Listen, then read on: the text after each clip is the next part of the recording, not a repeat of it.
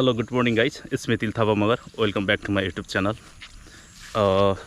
मैले धेरै अघि समयदेखिबाट चाहिँ एउटा के प्रयास गरिरहेको थिएँ भने मेरो घर वरिपरि पाइने चराहरूको बारेमा अनुसन्धान गरिरहेको थिएँ हैन।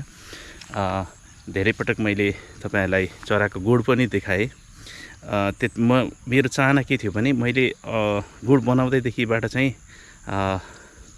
अनुगमन गरिरहेको थिएँ र यसले अंडा पारिसकेपछि बच्चा कोराल्छ। बच्चा कोरालेपछि बच्चाको वृद्धि विकासको बारेमा पनि म तपाईहरुलाई एउटा भिडियो बनाएर देखाउँछु भन्ने चाहिँ मेरो चाहना थियो। तर त्यो के हुँदो रहेछ भन्दा कुनै चराहरूको के हुँदो रहेछ भने त्यो गुडमा एकपटक हामी पुगेर यसो हेर्दिसकेपछि त्यो चराले चाहिँ गुड सार्दो रहेछ। पछिल्लो पटक मैले एउटा कालो चराको नाम त ठ्याक्कै थाहा भएन, तर त्यो चराको गुडको बारेमा चाहिँ पनि देखाएको थिएँ मैले हैन। त्यो के हुँदो रहेछ भने म त यहाँ गएर हेरेपछि म फेरि त्यसको एक हप्तापछि गएको थिएँ। एक हप्तापछि जाँदाखेरि त्यसले गुड सारिसकेको रहेछ के। अंडा कहाँ लिएर गयो कहाँ लयो त्यो थाहै भएन। त्यस पछाडि फेरि अर्को एउटा चराको गुड भेटेको थियो। त्यो गुडको गएको फेरि ठ्याक्कै हेरेको त्यसको 3 दिन पछाडि गएको थिएँ। फेरि म अर्को फलोअप भिडियो बनाउन भनेर गएको थिएँ। त्यहाँ पनि फेरि के त भन्दा सर्पले खाइदिएछ, अंडै खाइदिएछ। र अहिले फेरि मैले एउटा सानो चरा फिस्टे चरा भन्छ हैन, हाम्रोतिर तपाईहरुतिर के भन्नुहुन्छ त्यो फिस्टे चराको गुड भेटाएको छु। यो चाहिँ अलि सार्दैन होला जस्तो लागेछ, किन भन्दा मैले अस्ति 3-4 दिन अगाडि यो धान गोड्दा आउँदाखेरि देखेको थिएँ हैन। यहाँ तल यहाँ जंगलमा छ, यो झाडीमा छ के यो हैन।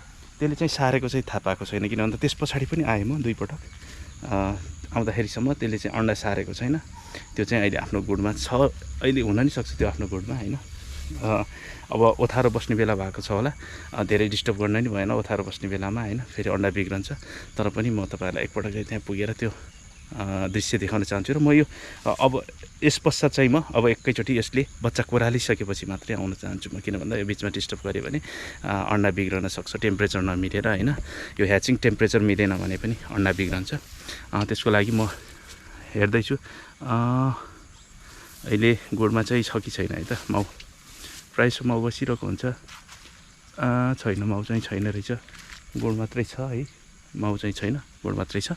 भनेपछि म तपाईहरुलाई एकचोटि यो छोटो क्लिप देखाउन चाहन्छु। र पछि म अब एकैपटक यो बच्चा जन्मिसकेपछि यसको बच्चा भइसकेपछि मात्र म आउन चाहन्छु र त्यति बेलाको यसको चाहिँ गतिविधिहरू म तपाईहरुलाई देखाउन चाहन्छु।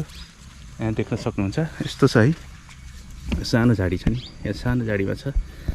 यसले कस्तो मजाले दुईटा पात जोडेर गुड बनाएको छ, तपाई देख्न सक्नुहुन्छ। यहाँ यो दुईटा पात जोडेर बनाएको छ है। यो हेर्नुस् त, 4वटा अंडा पनि छ मसिनो, भित्रपट्टि हेर्नुस् त मसिनो 4वटा अंडा पनि छ। यो फिस्टेको अंडा हो हैन, हामी फिस्टे चरी भन्छौँ। म धेरै बेर यहाँ बस्न चाहिन है, किन भन्दा म डिस्टर्ब गर्न चाहन्न। अहिले चाहिँ मलाई यहाँ देख्ने बित्तिकै यसको माउ चाहिँ यहाँबाट उडेर चाहिँ गइसकेको रहेछ हैन।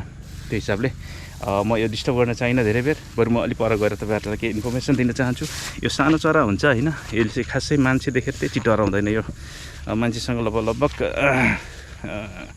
वरिपरि नै बस्न चाहन्छ। एकदम नजिकै गइसकेपछि मात्रै हामीले नजिकै गइसक्यो भने मात्रै यो उड्छ हैन। हुन त यो मान्छे देखेपछि नडराउने चराहरू त केही पनि हुँदैन मान्छेलाई देख्ने बित्तिकै, किन मान्छेको प्रवृत्ति अलिकति उत्श्रृङ्खल हुन्छ। देख्ने बित्तिकै ढुङ्गा हान्ने गुलेली हान्ने नै गर्छ हैन। त्यसले गर्दाखेरि मान्छेहरू देख्ने बित्तिकै चराचुरुङ्गीहरू चाहिँ उडिहाल्छ।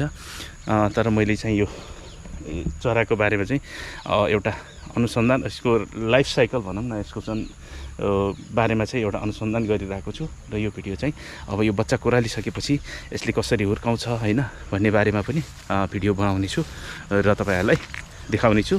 यदि मलाई यो समयले साथ दियो भने फेरि पहिलाको जस्तै फेरि गुड अलि सर्पले खाइदिने हैन, अन्तै सार्ने गऱ्यो भने त त्यो फेरि म देखाउन सक्दिनँ।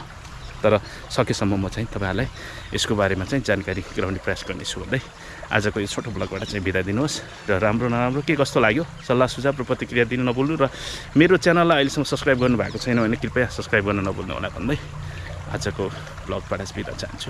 धन्यवाद।